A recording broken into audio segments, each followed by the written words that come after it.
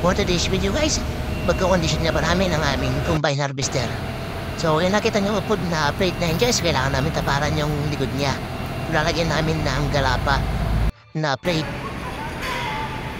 Bali, naupod na yun sa katagalan na paggamit guys. So yun guys, nagaraparat nga pa namin muna ng bakal na gamit namin. Nagtingin kami sa mga scrap namin na mga plate na pwedeng kabit. Para kay pantapol tayo guys.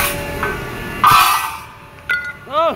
Yan, finally guys, may naharap namin plate. So, isa yung flat bar na makapal.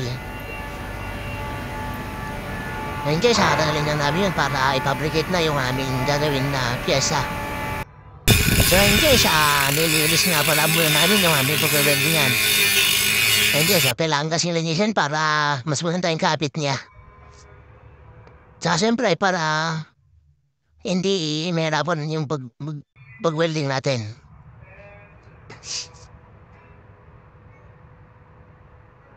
So yun sa kirap na natin pala namin yung flat bar na ikakabit namin. So bali yung welding kasi namin doon yun guys. So bali, i-welding ko na pala guys yung flat bar na nakuha namin. So badila pa guys, ikala mo professional mag-welding.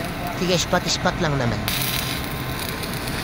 Ayun guys, sabi niyo, spot ko na yan. Yung konting-konting spot na yun guys para may event din na mabuti yung flat bar na nakuha namin. Kailangan kasi namin na ipalupot yung flat bar na yan. Martil yung kailangan mo doon. Kasama ko pa rin gumagawa.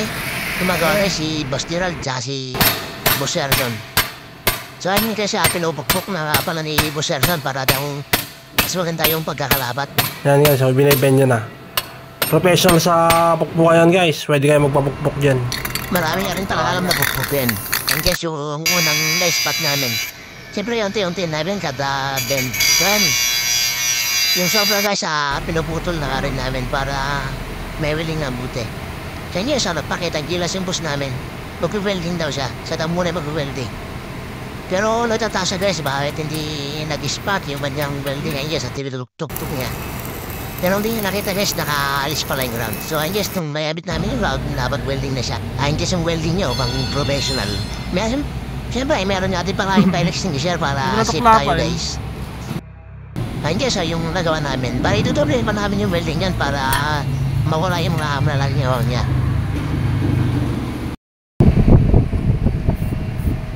Siyempre guys, pagkatapos namin linisin sa weldingin, pipinturan na rin namin yan para magbuhing bago, para iwas kalawang ulit guys. Kaya guys, yung pagpapintura yan guys, professional yung painter namin yan, si Boss Gerald. Kung gusto nyo mag-hair ng painter guys, pwede nyo i-hair yan. Mura lang naman marihin guys, siyang gindang. Okay na yan. So yun lang guys for this video. Salamat!